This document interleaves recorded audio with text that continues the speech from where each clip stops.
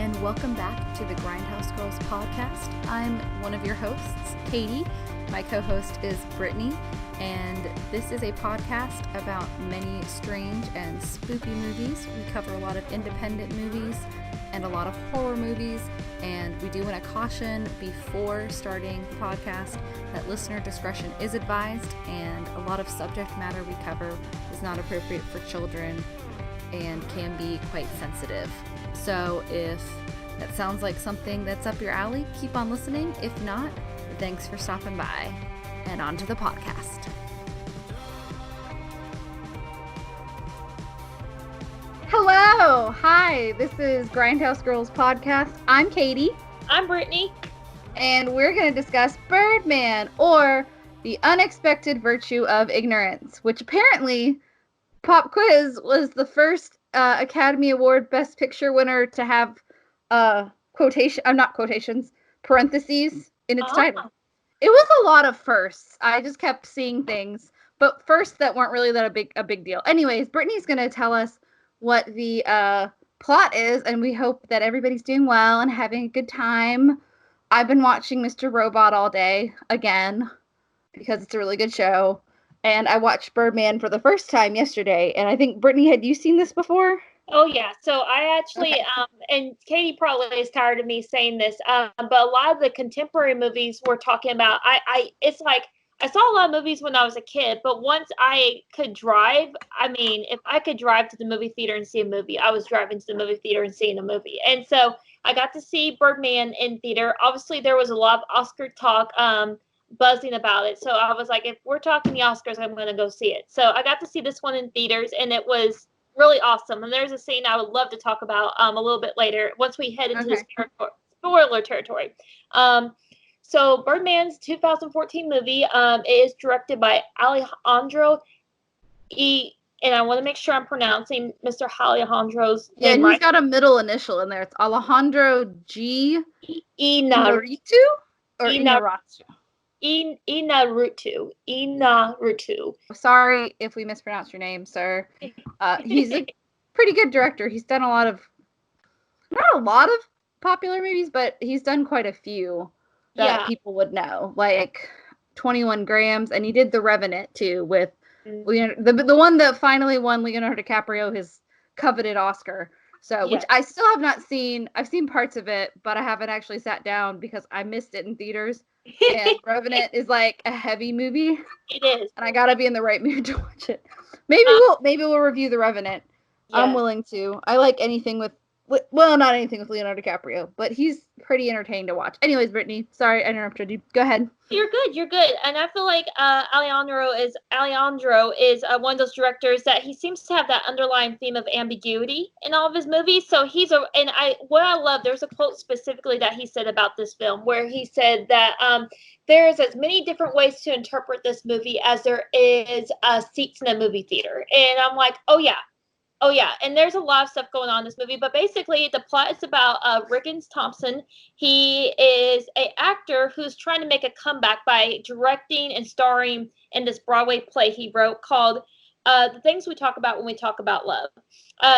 Which, by the way, I didn't know this, but is based on an actual poem by an actual person named Raymond Carver, who wrote a bunch of poetry and short stories.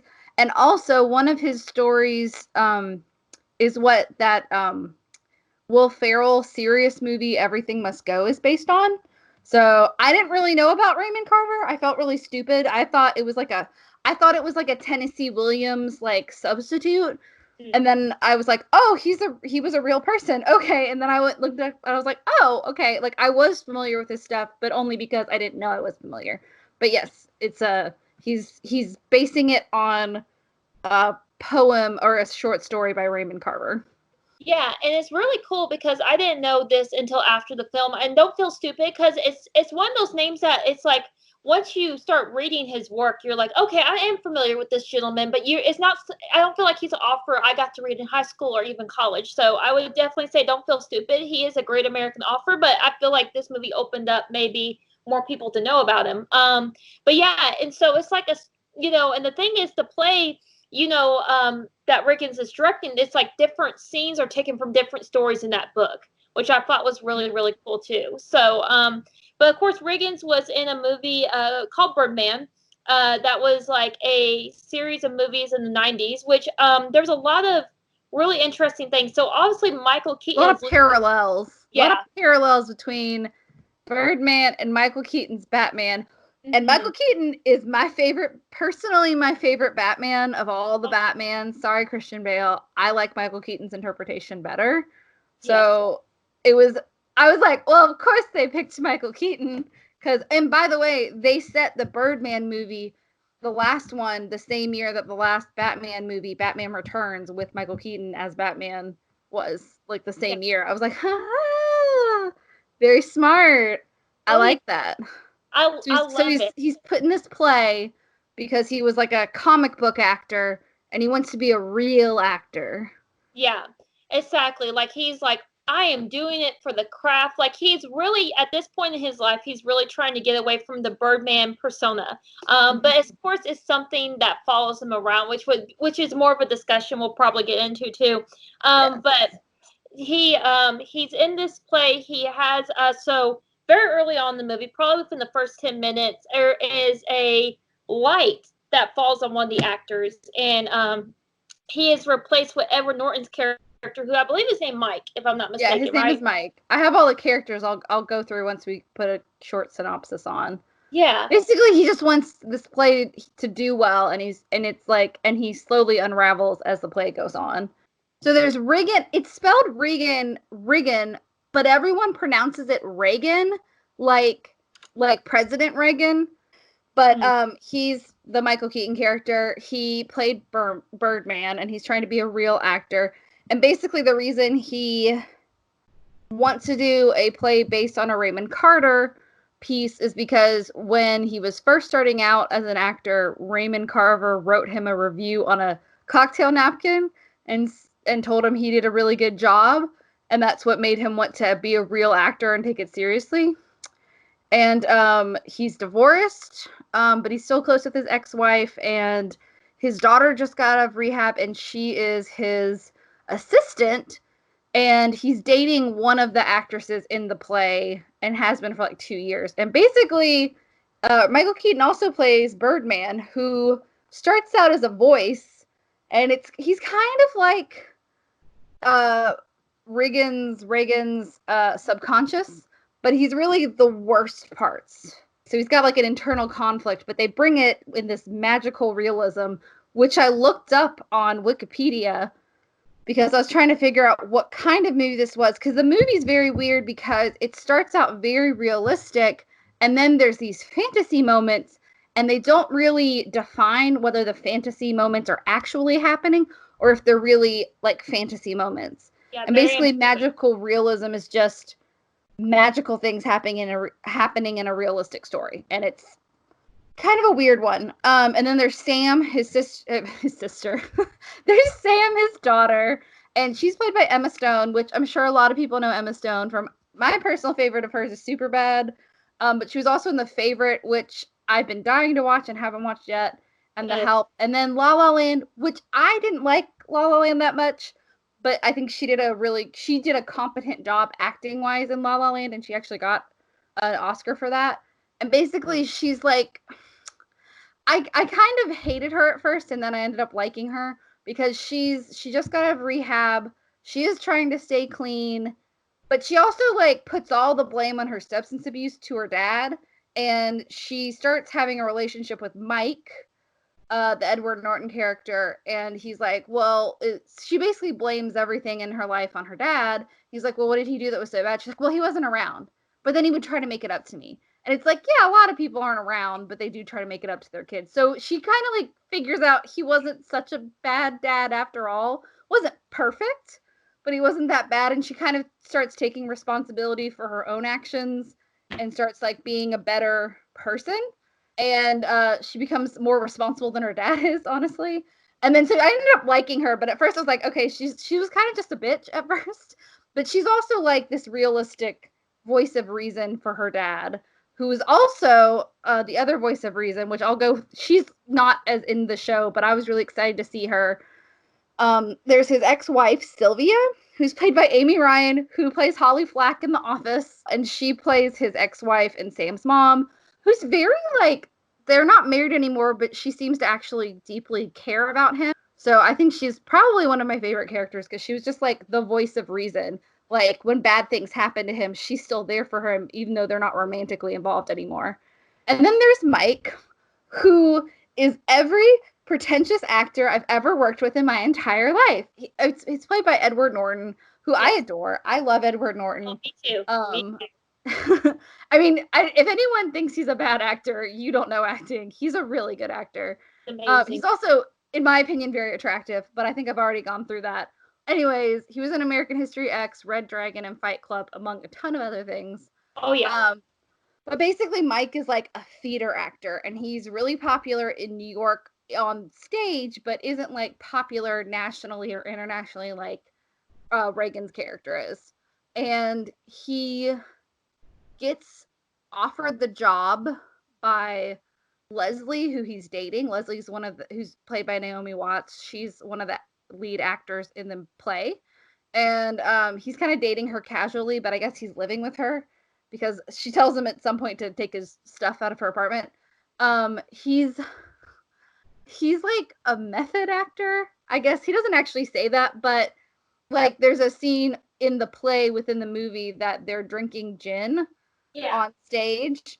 And if you've never done an actual stage play, when you think it's gin, it's water. And when you think it's whiskey, it's sweet tea. It's super unprofessional to drink on stage. So that was the first like red flag with Mike. So he does that. He wants everything to be realistic. He tries to actually have sex with someone on stage because it's real.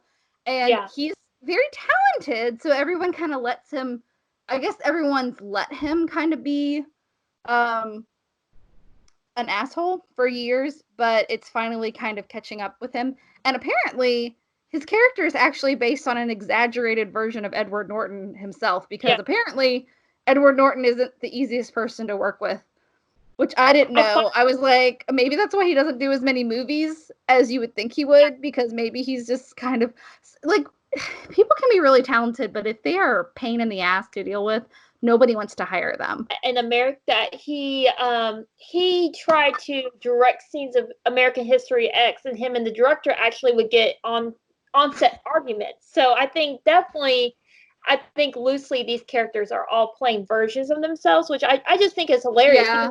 And I even was watching this little thing where Alejandro was talking about directing a scene, and Edward Norton was kind of budging in about like his take on the scene, and Alejandro was like, okay, you're being your character. And so it was even happening on this movie a little bit too. Yeah, like the first scene you see with his character, he has only looked through the script like once, and he already has everybody's lines memorized, and they're like, don't you need a script? And he's like, no, I'm fine. It's a gift and a curse. It's fine. He's very good at what he does, but he's also very pretentious. And then there's Leslie, who I've already mentioned, who's played by Naomi Watts. And she, if you haven't seen Naomi Watts, she was in Mulholland Drive. And then she was also in the American version of Funny Games and The Ring, which I think everyone's seen The Ring. But basically, she genuinely wants the show to go well. She's always wanted her career to be on Broadway, and she's like, it's a dream come true for her. So she's working really hard at trying to make this play work. And she's the one that introduces Mike. Like, they've been dating for a while, and he hasn't been able to like perform for her. And she gets really close with her other co-star, who's Laura, who's played by Andrea, and I don't know if I'm pronouncing this right, but Riseborough. Not really sure how you pronounce her last name, but she's Mandy from Mandy, if you've seen Mandy. I was like, it's Mandy! Like, I knew she was in Birdman, because when I watched Mandy, I was like, why is this lady's face so familiar?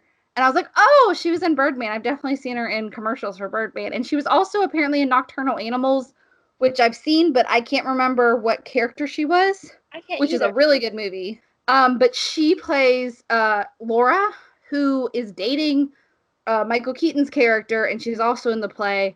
And she seems like a genuinely nice person, but apparently he hasn't been the best boyfriend to her. Like, he hasn't been super loving. And like she thinks she's expecting in the beginning of the show, and she's all excited because she really wants to be a mom, and then it kind of goes south. The relationship kind of goes south, but it's not like the main focus of the play, of the movie. I mean, I keep trying to call it a play because there's a play within a play. It's really like a minor point, but she does seem like a genuinely nice person, and like he hasn't really been nice to her. Not a jerk, but he's just kind of too wrapped up in his own shit. And then there's the only other person, two people that are worth mentioning are Jake, who's played by Zach Galifianakis. In like the only movie I've ever seen him in where I wasn't annoyed by him, it's like him and Jack Black get on camera, and I'm like, oh, just tone it down. But I'm mostly thinking of the Hangover movies. Like, I hate his character in the Hangover. It is really funny, but like, if he was a real person, I would not like him. But I do love Between Two Ferns. If you've ever seen Between Two Ferns, where he apparently there's a movie coming out of Between Two Ferns. I do like his, when he does dry sense of humor, I tend to like him. When he does like popular humor, I tend to not like him because it's like too much. But he plays, I was trying to figure out what their relationship is. He's Michael Keaton's like best friend. Yeah. Obviously not really. And he's also, I think, his agent and his lawyer. Yeah. And so he has like everything writing on this, as does Michael Keaton's character, who's basically put all of his money into this play. And I think it's implied that he's living at the theater too, Michael Keaton's character, because he put all his money in there. So that's really sad. But apparently it's not the first time that's happened before. And then the only other person of note is Tabitha, who's this critic whose review basically makes or breaks any play in New York City. She's played by Lindsay Duncan, who the only thing I've seen her in, I think, is Sherlock, but her face was very familiar to me. So I think she's been in a lot of British shows, but she's a big stage actress. And basically, she doesn't like Reagan because he's a popular actor. Obviously, somebody really hates critics because whoever wrote this script, really doesn't like critics because basically Michael Keaton's character rips her a new one at some point. There's a lot of minor characters that pop in and pop out, and most people are played by actual like Broadway theater actors, which I found hilarious. I was like, I knew a bunch of these people by sight, but I didn't necessarily know their names. I was like, oh, I've seen them in something. Like a lot of people that do background work, but actually are pretty popular stage actors, which I thought was really cool. And the whole show, play, movie, whatever you want to call it, the whole movie is filmed like a play, which I thought added some realism to it.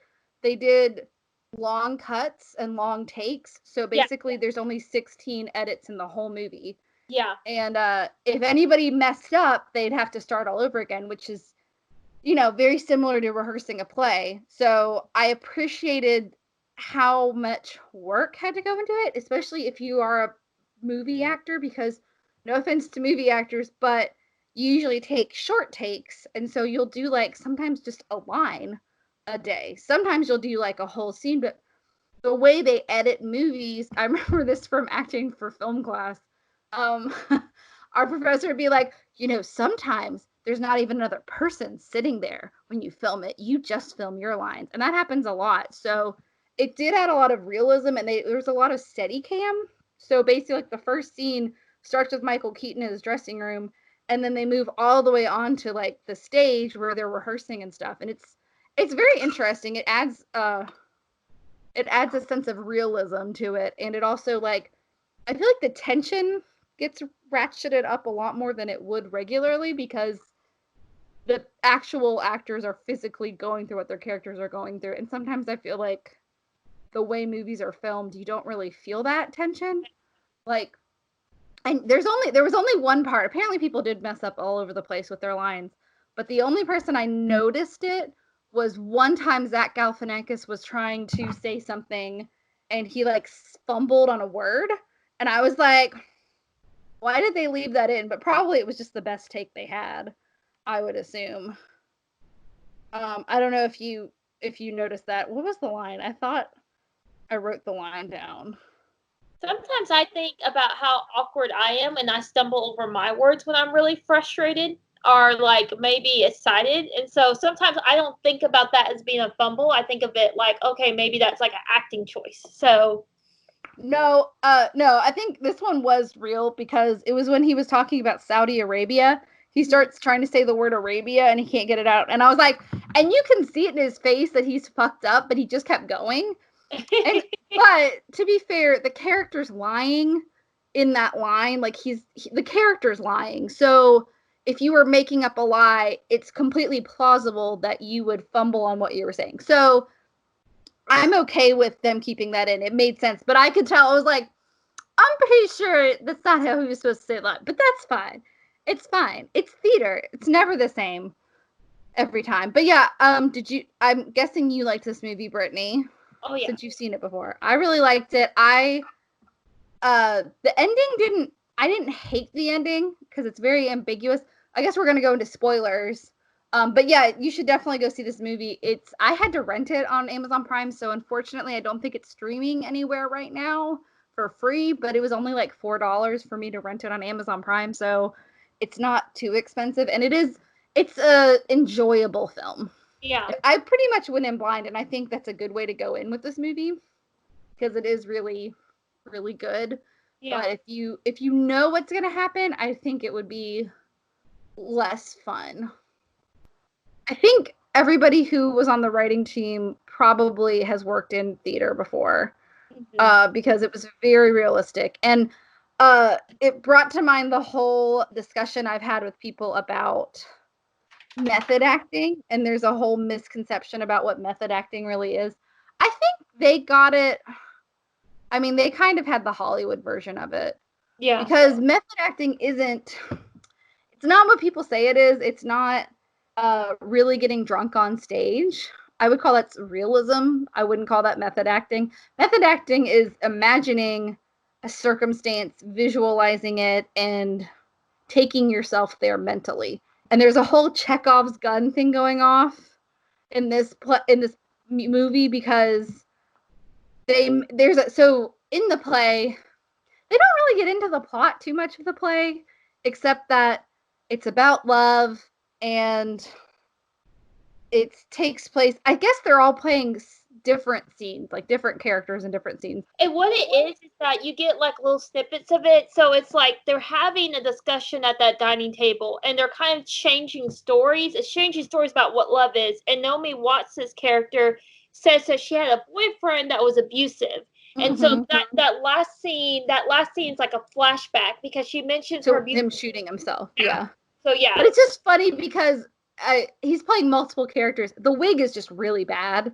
I don't know if that was a conscious choice or not, but he puts on this terrible wig.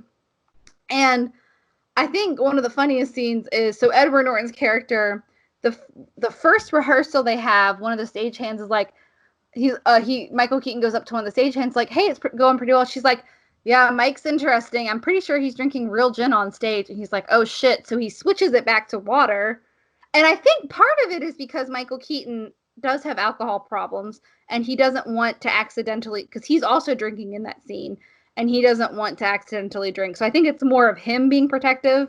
And so he switches it back to water, and it's their first preview in front of like an audience. So if you don't know anything about Broadway or professional theater, they have previews like Invited Dress where you can pay to buy a ticket to watch basically dress rehearsals of the show. And it helps get buzz for the theater, and you actually have to buy a ticket. So Invited Dresses in non-professional theater, they don't usually charge for, but they do charge for previews. And it reminded me of when the 2 times I was in New York, one of the summers I was in New York was the summer Spider-Man Into the Dark or Turn Off the Dark was happening. And that show crashed and burned because they were really, really ambitious, where they were having all these, like, they had like 5 or 6 or 10 different people playing Spider-Man so they could do all these really cool, like, actual acrobatics on stage. But it ended up not being very safe, and they ended up firing the original director who originated, Julie Taymor, who originated The Lion King, the Broadway show that everybody loves, has really cool puppetry. And they ended up firing her, and then somebody else took over. And I don't know if it was firing her or if it was just incidental, but it got really dangerous. And it just reminded me of that because everyone was seeing it in previews when I was there, and they're like, yeah, that show sucks. Plus, everyone keeps dying. So no one actually died, though. Yeah, but there was like a really serious injury. I think I remember really bad. Like there was something in the news about like, because Spider-Man, it's like he actually does web slinging over the audience, and I think the thing that was like web slinging him broke, and he like fell, like the actor fell so many feet, didn't he? Yeah. I don't know if it's the same guy that got really hurt or if it's a different guy, but there is a video it's definitely on YouTube. It's in a bunch of like theater fails videos of him actually falling because somebody was taping it. And it's just like he's on a ledge and he drops and nothing catches him and he just goes. It's really it's very scary, but he did survive. So don't be too scared if you watch it, but it's pretty bad. But it just reminded me of that story because so the first thing that happens, the first preview is Edward Norton gets pissed that his gin isn't on stage and he's like, I need my methods. And I was like, oh my God, shut up. It's like, this is what I need for my craft. He also requires a tanning bed, by the way, which I just found hilarious. I was just like, oh my God, he is that actor. Oh my God, so effing annoying. So he's really upset. And then the second preview, so Edward Norton's character is like horny and wants to have sex with anything with a vagina. And he's dating Leslie, but he's being an asshole to her and apparently can't get it up. And so he gets it up in the scene when they're in bed together in the last scene of the show. And then he has like a hard on stage and everybody laughs about it. Yeah. And he tries to get her to have sex with him, like actually on stage. He doesn't quite rape her, but he almost goes there. And she's like, get the fuck off of me. Yes. She's like, you can't get it up for like the 2 years we've been dating, but you can get it up on stage. Like, what the fuck? And it just speaks to how much of an ego he has too. But basically Leslie's very starved for attention. And so is Laura, who's Reagan's girlfriend, who he barely reacts when she says she's pregnant. And they end up like having a weird kiss scene backstage afterwards. And Edward Norton's character sees that, and so he's like, okay, I guess Leslie's moved on, and she basically tells him to get the fuck out of her life. But he starts pursuing Sam, who has some really good monologues in this. Oh, yeah. She has a really good one where she just tells her dad to stop being such an idiot and be realistic, like, you don't matter that much. She kind of like checks him for his ego. She kind of checks his ego. And she feels really bad about it, but it's like somebody needed to say it. It's kind of like being the Simon Cowell of your family. Somebody's got to tell you, you know? I feel like the monologue you're talking about is what got her nominated for the Best Supporting Role for this movie too. And yeah, and that even when they introduced her for Best Supporting, they played a clip of that exact monologue. So it's really good, and she did a very good everyone did a very good honest job in this. Everyone was acting very honestly. Nobody seemed like they were acting. Everybody acts really well. She likes to sit on the roof because she can't do drugs anymore because she just did rehab.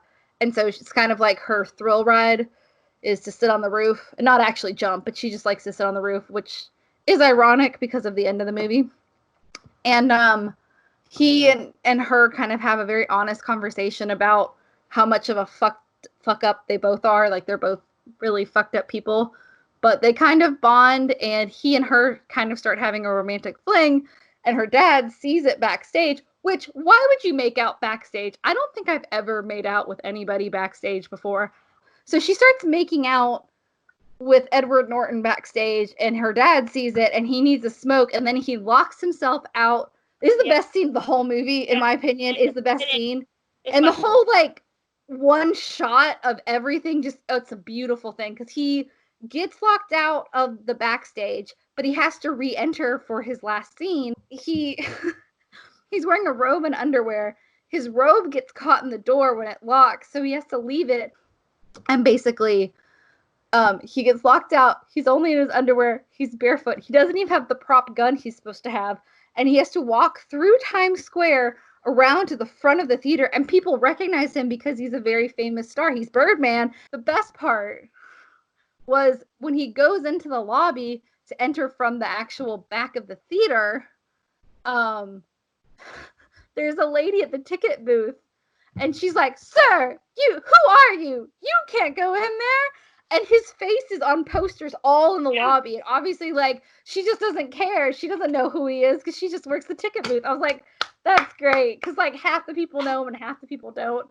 And then he finally, like, he just enters from the back of the theater in his underwear, and it's great. I love that scene. And I think it's like, such a good scene. I think it's the scene that when people talk, other than the very ambiguous ending, I feel like that's the scene you'll often hear people talk about when they talk about this movie. And as an afterthought, a few things I love about that particular scene. So what Katie's talking about, Riggins gets into the theater, and he doesn't have his prop gun, so he's using his finger, and he's doing this. He's screaming at his castmates coming up the aisle, and somebody in the audience laughs, and he actually points the finger gun. He's like, "Shut up!" He points the finger gun at the audience, and I lost it.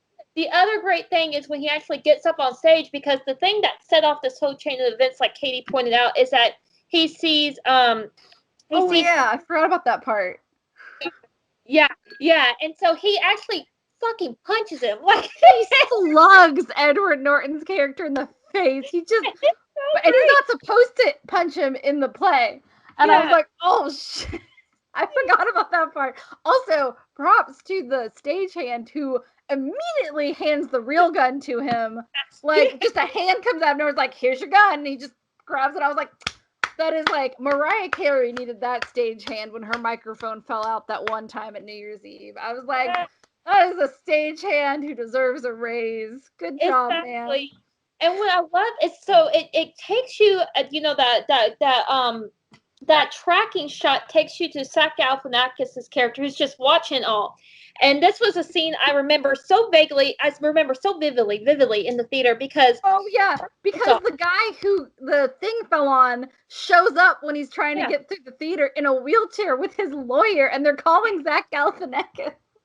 It's a really good scene. Everyone should watch this movie just for that scene. But when that phone when I saw this in the movie theater and that phone went off, everyone thinks it's their fucking ringtone. So everyone was like, they're so invested. Like, even myself, I was so invested in the scene when that tone went off. I thought it was my phone, so I was like, oh shit, like, you know. Well, and I guess because I watched it at home, I didn't have that reaction, but I said, that motherfucker didn't turn off his ringer in a theatrical production. Side note for people who aren't theater majors or don't go to the theater, they literally tell you to please silence your phone multiple times. So if you're that person and your phone goes off during performance, that is a bad problem.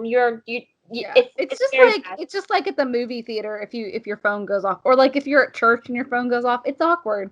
It's really awkward. Or just silence it. You don't have to turn it off. Just silence it. This is just a question. So you see the same monologue 2 or 3 times where he's talking about, like, what do we think about when we talk about love? I honestly thought the first time I saw that monologue in the previews was 10 times better than the last time you see it, because the last time you see it, I thought it was kind of meh. I wanted him to comment on it and be like, was it my personal best? But I guess it wasn't in the script, so... That's the only bad thing about doing these long takes. It's just like a play. Like, if you fuck up on one part, but the other part is so good, like, it's hard to get that perfect performance. I heard one of their camera operators was like, it was just like a really confusing dance that everybody had to do. And if anybody messed up, that just kind of screwed everybody up. So I think Emma Stone messed up once. She, like, walked in at the wrong time and they had to start the whole thing over again. So, I mean... I think most of the actors, I don't know about Emma Stone because she was a lot younger when she started acting than I think a lot of the people in the movie were, but I think most of them have either done theater or started in theater. And then I guess, Brittany, we should probably talk about the ending of this movie, which I don't like ambiguous endings, but this was one ambiguous ending that I was okay with. I actually liked it a lot and I thought it fit. Because throughout the movie, they were ambiguous about, the magical realism. Like, definitely some things are in his head and he's physically wrecking his office, even though Birdman's doing it. But then, was he really flying? I don't think so, but he could be.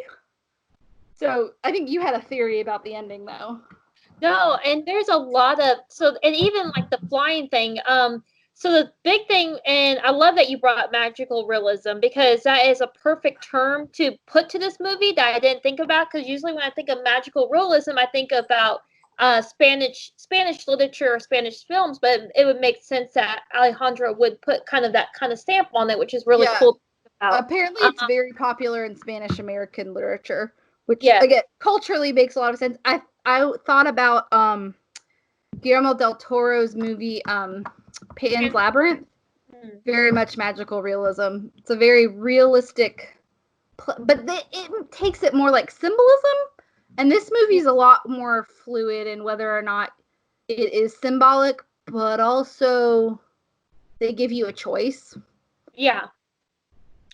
Which is what I think I really appreciate about it, is that, like, you're not gonna, like, what I'm gonna say, there's gonna be people who listen to this and they're just like, there is no fucking way in hell this is what this movie's about.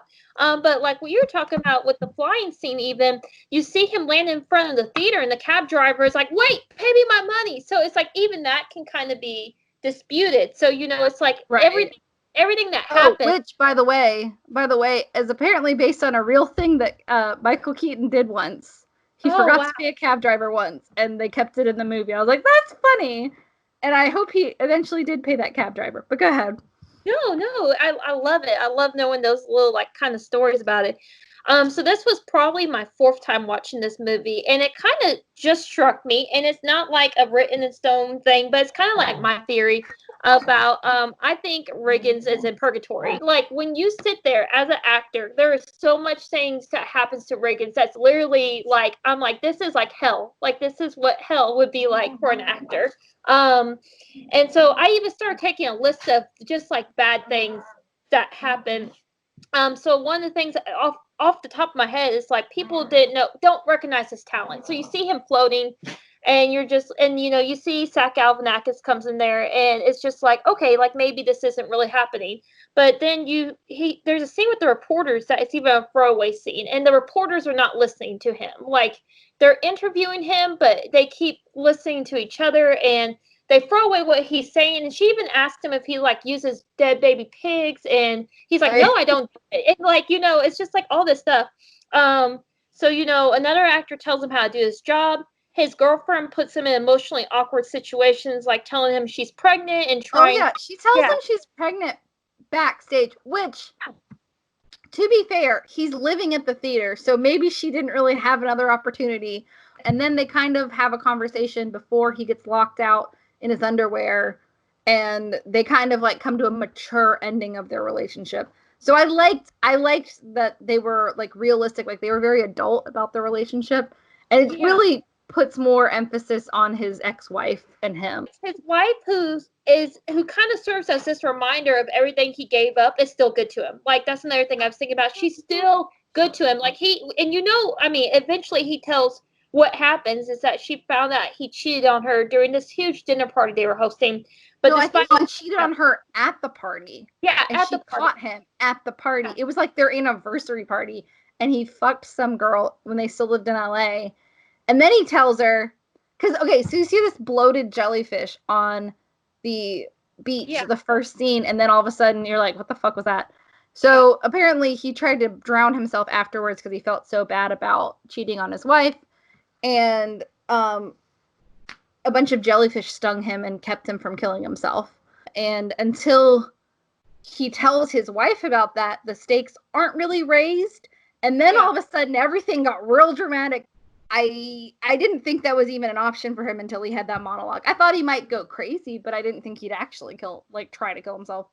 And I think that was a good way to introduce it, because he wasn't flat out confessing that that's what he was planning on doing on stage in front of a bunch of people, but he was trying to be honest with the only honest person he's ever had in his life.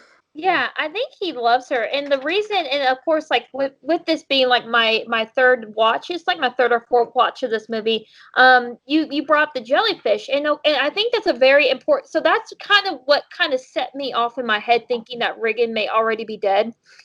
Because that's the opening scene, is you see the jellyfish, and that was his near-death experiences with those jellyfish. But then you see the shooting star fading, And it could be his stardom fading. It could be the stardom fading, or it could be symbolizing that a life is kind of fading out too. So there's like all these. There's definitely. I think that's a perfectly valid interpretation. It's not how I interpret it, but I think that's one of the reasons why this movie is kind of fun. Because, like, for me, I didn't interpret it that way. But at the end, so he basically tries to shoot himself, which I think the public thinks that he wasn't trying to kill himself, that it was an accident. Because the really bitchy critic writes a really positive review that's called The Unexpected Virtue of Ignorance. And I think what she's saying is he was ignorant of the fact that the gun was loaded, and him being ignorant gave him a truer performance. But really, I'm pretty sure he was attempting to hurt himself, but he accidentally shoots his nose off instead of killing himself, which is good. But then it seems like everything's great. Like, his daughter comes to see him, and his ex-wife is there, and everyone loves him. He's like a viral video and everything. And then he goes to the bathroom when he's alone. And this is when I started not being happy with the script writing, because things started falling apart for me. He goes to the bathroom, and Birdman's there peeing on a toilet, which was really funny. And then he's like, fuck you. And then this is like the same thing like the end of The Witch. So he goes and he opens the window. First of all, hospital windows aren't going to open like that. They did this in Arrested Development too. Like, you will have an emergency exit, but they're not going to have windows that open, especially in a ward for a person who just tried to commit suicide the day before. Yeah. You're not going to put someone who is on suicide watch in a hospital room where the windows open, unless it is purgatory. Then who knows?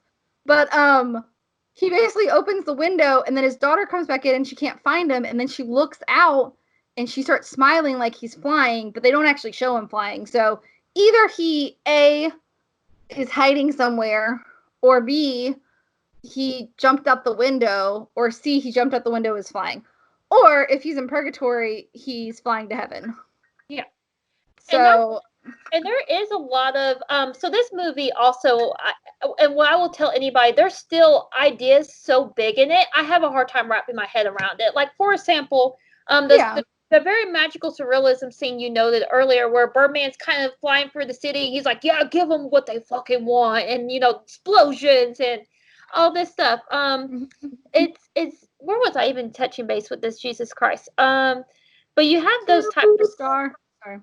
No, you're good. My automatic reaction whenever anyone says Jesus Christ is I say Superstar. So if you've never seen Jesus Christ Superstar, you should totally watch it. Anyways, but yeah, what were we talking about for the end? It's good. Yeah, so we were talking, so like, for example, there's that scene, of course, where Birdman is like, yeah, give them what they want. They want explosions. And it's almost like a monologue to the audience about like what we as consumers want. But then it's kind of funny because it's like, in a way, Riggan's through his like attempted suicide almost is like giving them what they want. So I kind of they want drama.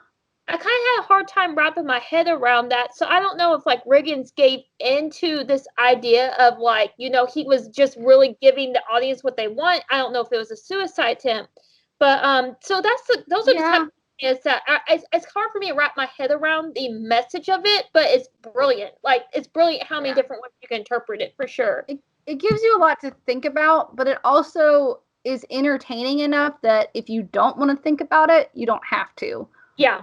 You can just take it as face value if you prefer, and just be like, that was an entertaining movie. Or you can, like, think about it, you know? And it doesn't, like, I won't say what happens in Jacob's Ladder, but Jacob's Ladder is very specific with what just happened when they end the movie, and they don't really give you a choice at the end, whereas this movie kind of just gives you a choice, but gives you a choice in a way that is acceptable, and he's making a choice to not make a choice. It's like David Lynch. I am totally fine with it if it makes sense to have kind of an ambiguous ending. Oh, I was going to say something about the Chekhov's gun. Oh, yeah. If you don't know about Chekhov's gun, there's a playwright named Anton Chekhov who wrote a bunch of good but very depressing place.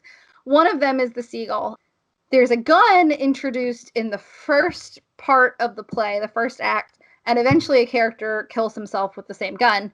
But he tries to kill himself at the end of the first act, and then eventually does succeed with the same gun. So there's a gun introduced, there's a fake gun in the play in this movie, and Edward Norton's character is like, that, we need it, because he's trying to direct the play himself. He's like, you really need to change that gun because I can see the orange tip and people are going to know it's fake. And so Michael Keaton gets really pissed about it. So you can think maybe he got a real gun to make it look more realistic and thought there were blanks in it. But people don't really do that. I imagine it was very scary afterwards for that character to know, oh, that was loaded. Great. Yeah. Fantastic. So I'm curious how he got that in like a day. But I like that they had a lot of foreshadowing. They had the jellyfish picture. They had the gun foreshadowing. And then the monologue scene foreshadowed him trying to kill himself. There was a lot of really good foreshadowing in this movie. Yeah. That everything seemed to get buttoned up at the end. That's what I did want to touch on, two things about the very end. And the lilacs.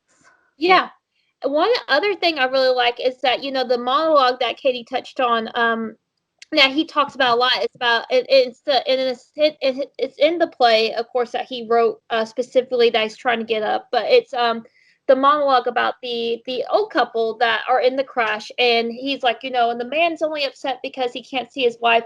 I thought it was really interesting that at the end, when we see Riggan in the hospital bed, Sylvia, his wife, is in the room with him, and he can only see out of the eye holes, and he's looking at Sylvia. And of course, so that it's a reference to that monologue, but it's also it looks like a mask. It looks like the Birdman mask. They did a really good job echoing that. And then his daughter. So the first time you see Emma Stone's character, he's like video chatting with her, and he wants her. I guess he wanted her to get flowers for him, which that's kind of selfish, but okay. And he wants lilacs because they smell good. And she doesn't know what they look like, and she ends up just getting him roses, which he hates roses. And at the end, she ends up bringing him lilacs, and then he can't smell them because he shot himself in the nose. Yeah, so it's very cute. It was a very sweet moment, but I was a little bit, I don't know. If he really did kill himself at the end, I'm a little disappointed in him after he had that sweet moment with his daughter. But if he actually is flying, cool. Yeah, and that's the reason I think in the context of that movie, whether it's purgatory and his spirit's been released, whether it's surrealism and it's really happening, what I like is that so there is obviously there's tension between Sam and Riggan throughout the entire movie, and of course, like you touched upon, because she believed he wasn't a good father, but she's a lot like her father, and even I feel like there's even a manifest, because you see the tattoos are bird tattoos. Like, she has bird tattoos on her. I wonder if that was on purpose or if she just happened to have them and the director was like, we need to show those off because that works for the theme. Yeah, I don't know. Exactly. It's like really cool. But I always think about, so I didn't, when you're watching a movie the first time, I think you're really just watching for the experience. And if you go back and watch it again and again, you kind of pick up on things. And of course, there's this nice little quote about like, did you serve your purpose on this world, and what was it? And it's like, I did, and it was to be beloved. It was to be beloved on this world. And I feel like Riggan's kind of self journey is that he really wants to be famous for something other than Birdman's movie. He's really living for fame, but at the end of that movie, he's really sharing these intimate moments with his ex-wife and with his daughter. And and so when she looks out the window, she looks on the ground, and her eyes do not catch anything on the ground. And then she looks up. Right. And I think it's a connection that Riggan is beloved by her. Like, he serves his purpose. He is beloved by her. And I think that's what it's echoing, that beginning and that ending. It's the way I kind of took it. Yeah, and she looks up and smiles. So obviously it's fine. But yeah, it is very ambiguous. I'm kind of glad it is, because I feel like if you would have seen him flying, it would have been kind of silly at that point. Yeah. So, unfortunately, I think we've been recording for 2 hours, so we probably need to wrap it up. So, last thoughts. back to the Birdman. Beautiful movie. I'm a big fan of. I will say I feel like this is a movie lover's movie. It's not going to be everyone's cup of tea. Like for example, my husband, he was not a fan of this movie. He yeah, Taylor did not like this movie. He didn't like something that else is interesting. The soundtrack is a lot of drums based. It's a very drum based soundtrack. I both loved and hated that. Yeah. I like jazz music, but I don't like all drums. And I was a little bit, I didn't like it at first. And then when you see the drummer, when he's about to go shoot himself, I was like, oh, hey there. What's up? So it wasn't that bad. I don't know. But I think it worked because it was like a real movie, like it was a realistic movie. And I think the solo drums worked. Yeah. Maybe. I don't know. I think what's alarming, so if you have a moviegoer who really is not, like, this movie is dialogue heavy. There is interesting things that happens in this movie, but it's very dialogue driven. So I feel like if you But I didn't feel bored. Yeah. I didn't feel bored. And I don't love long dialogues. And I am like a movie lover, like, and especially like, you know, doing theater, getting your degree in theater, obviously I'm going to have kind of a snobbish viewpoint about movies, but I don't feel like I felt bored at all. And I think a lot of it is thanks to the camera work because it is so fluid and interesting. Like, you could have just, yes, followed Michael Keaton from his dressing room to the stage and just stopped there. But instead the camera keeps circling the rehearsal. They're sitting at a table and they're just running lines, and it keeps circling and circling and circling until, like, when the guy gets hit by a light, I didn't even realize he was hit by a light at first. I thought he had, like, something else had happened. I had to rewind it and be like, what the fuck just happened? Like, it is so in the movie, like, it keeps it so interesting because the camera is always moving. It's hardly ever standing still, and I think that's what keeps it interesting. And I feel like because everything was moving all the time, because people were doing things while they were talking, it was more realistic. And therefore, for me, I'm surprised someone didn't like it, because I was like, I feel like anybody could watch this movie and like it, because it is, like, it's never boring. Yeah. It's not like, I mean, it's a pretty long movie and it didn't really feel that long. Yeah, it is. I think the runtime is like almost 2 hours, and this is what's crazy. So I love this movie, and my husband, he was able to watch it fully with me one time, and he goes, I didn't like it. And then he tried to watch it with me again the other night when I was rewatching it for this vlog, and he fell asleep during it. So so maybe I'm wrong. I just assumed everyone would like it, because I do tend to like. There's a lot of like Oscar bait movies that I tend to get really bored by, and I'm like, why the hell did this win an Oscar? This wasn't that good. Yeah. Because I'm cynical. But this movie, like, I was like, I understand. Technically, it was very good. I'm surprised it didn't win editing. Yeah. It didn't win editing for some reason. It won Best Picture, Best Director, cinematography, and cinematography. Okay, but I'm surprised it didn't win editing. It won a fourth one. Original screenplay, possibly? Maybe. Yeah. But it won like 4 Oscars. But it didn't win any acting, and I was really surprised because the acting is so... I feel like this was Michael Keaton's Oscar performance, and I was kind of upset he didn't win because... has he even won an Oscar yet? I think this was his first time nominated. I feel like I remember reading that. It's astounding, because that man can act circles around other people. I don't think he's ever won an Oscar. I don't understand how Michael Keaton hasn't. He's won other things, but he's never. I don't think he's ever won an Oscar. No, he's never won an Oscar. He's only been nominated for Birdman. Yeah. Like, he's in like every Best Picture movie. Not every, but most movies he's in gets nominated nowadays for Best Picture. And then he just gets screwed over. It makes me so sad. Although he's won 56 awards out of the 68 he's been nominated for. Maybe he doesn't suck up to the Academy enough, because it is very political. The Academy Awards is extremely political. Also, often people don't actually watch their screeners. They just pick what their friends pick.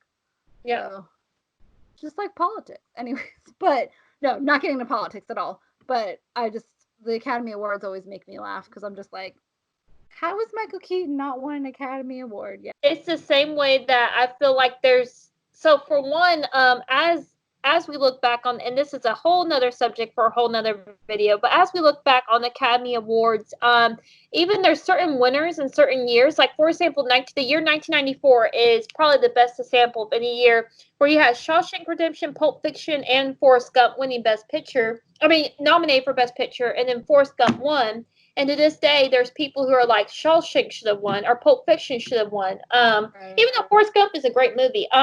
And I'm sure, yeah, it's a great movie, but a lot of people argue that it shouldn't have been the Best Picture winner that year. And I think with time, there's certain clarity about these actors in these movies. So I guess it surprises me with Michael Keaton because he's been around a long time.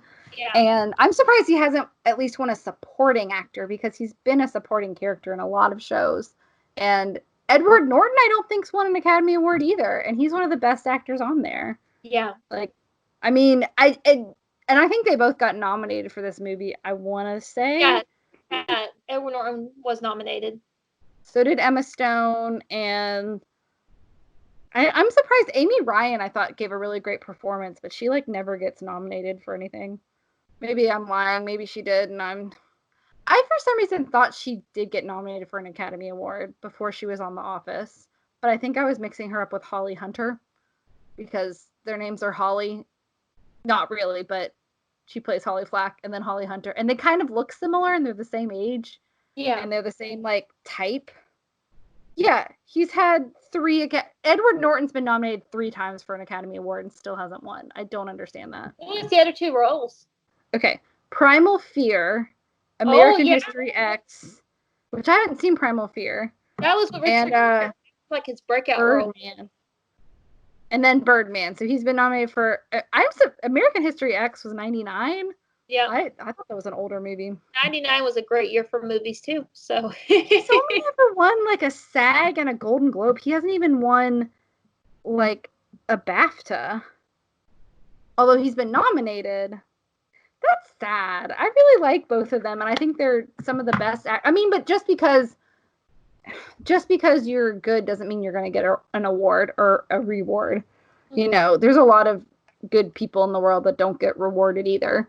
So, yeah. But I find it funny that it's just undeniable how talented they are, and yet they have... Naomi Watts, too, has been nominated, and I don't think she's won, but Naomi Watts chooses weird stuff. Yeah, she was nominated for The Impossible, and that was an incredible movie. That's one of those movies, if you haven't seen, please go see it, because it is incredible, and if you're like me, you will cry the entire movie. Anyways, I think Birdman's definitely... I'd recommend it to almost everybody. I really don't think... I'm surprised when people say they won't enjoy this movie at least once, because it's not boring. Yeah. But I do think if you are a theater lover, or you've worked in theater before, or like a film lover, you'll probably appreciate it more, because you'll understand what's going on a little more. I feel like maybe if you haven't been backstage before, maybe you wouldn't understand some points in the script, like the stagehands. Like, they make one glib... I think Zach Galifianakis is like, don't destroy that poster. That's from the union. You don't want to mess with them, because famously all the stagehands are in the union, and basically the union is backed by the mob. It's like everybody knows, but nobody knows kind of thing. So, you know, they make all these like little remarks that if you've done theater before, you probably understand it. But if you don't, maybe it would go over your head. Maybe it would be boring for you. I don't know, but I didn't find it boring at all. Yeah, I also feel like... Yeah, everybody's performances are good, and it's an interesting visual style. And literally, like, the camera never stops moving. Yeah. And I think that was probably... Sorry, my chair is, like, really noisy. I think it's really a good representation of what you can do with films. And it obviously was an incredibly difficult process. And I think that's why everyone is so talented in that movie, is because you couldn't have, like, a bad actor in that movie, because it is so hard to do that long of a take without stopping, especially, like I said, for movie actors, because a lot of movie actors maybe shoot a scene in a day, and that's it, and that scene maybe is like 2 minutes long. So guys, that's stop. A dog, don't worry. Everybody, it's just a puppy. They're just playing rough. Stop, guys. They're just playing. Yeah. They couldn't see them, so you can see a tail now. So yeah, like, don't worry, there's no monsters in oh Brittany's yeah, house. yeah. It just sounds like it all the time, but there isn't. Just So adorable monsters. yeah, thank you. But yeah, so I think it's a really good movie. I'm glad I watched it because again, it's one that I've been meaning to watch for a long time and haven't. And that's what this podcast is all about: is watching movies you want to watch and maybe getting out of your comfort zone. So I guess we need to figure out what are we going to do next week. Yes. Well, we do have to give the rate. We do have to give the rating real quick for this movie. Oh yes, I would rate it F for flying high. And I would have to rate it T for turkey with leukemia, which is one of my yeah, that was a good line. Yeah. I look like a turkey with leukemia. I'm fucking disappearing. So, I mean, it's classic. Let me say, I was like, Michael Keaton, you don't look that bad for like a 65-year-old dude. You still look like Batman. It's fine. He's actually not super fat. I was like, dude, you don't even have a beer gut. Like, yeah. But if you probably had a six-pack at one time, you're probably for the rest of your life is gonna be messed up by having a six-pack. You never really saw Batman without his shirt. There was just that suit. I mean, I don't think Michael Keaton had a six. Oh, I don't know. I don't want to insult him because I really like Michael Keaton, but I don't find his Batman wasn't intimidating.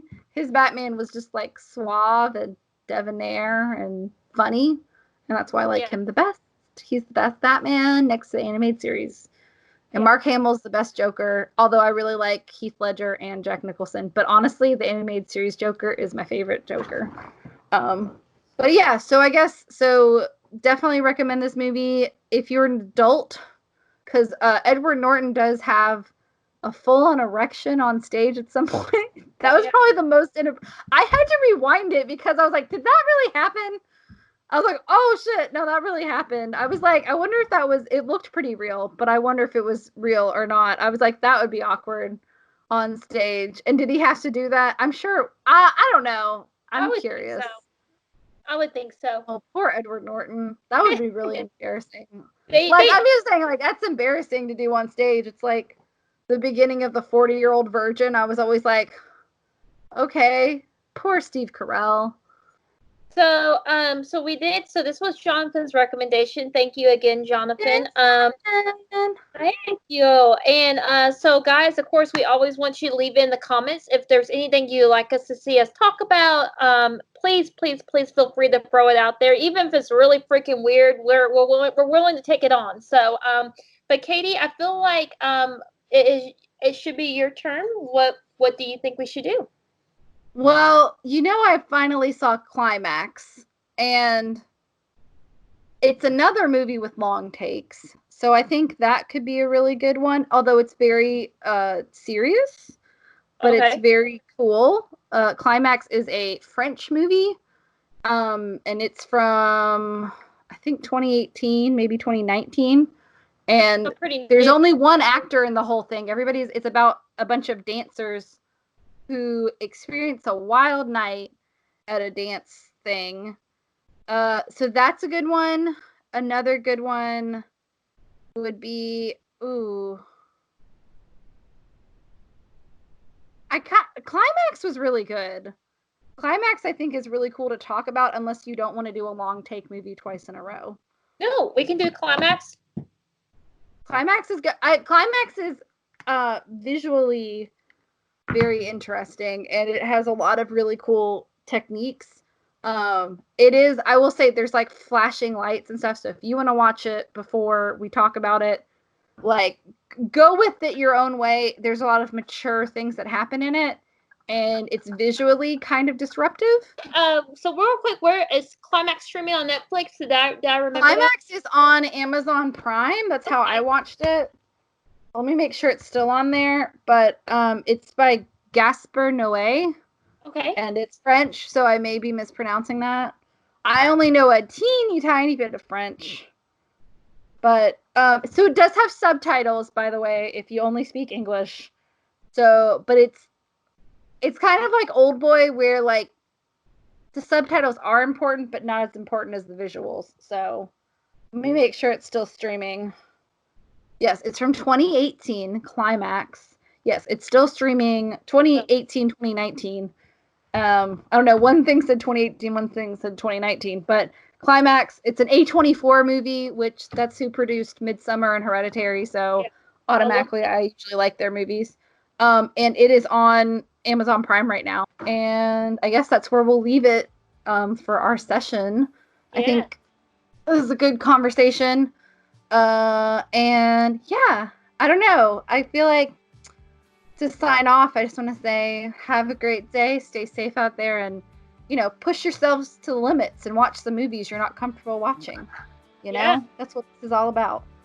Definitely. We look forward to talking with you guys next week. Feel free to leave comments and our suggestions in the comment section below. So yeah, thank you guys for chilling with us tonight and for talking with movies. If I can speak tonight, for listening to us about movies. So have a good night. Thanks for watching, and we'll see you next time. Bye. The Grindhouse Girls podcast is a production by Katie Dale and Brittany Ray, and edited by Katie Dale.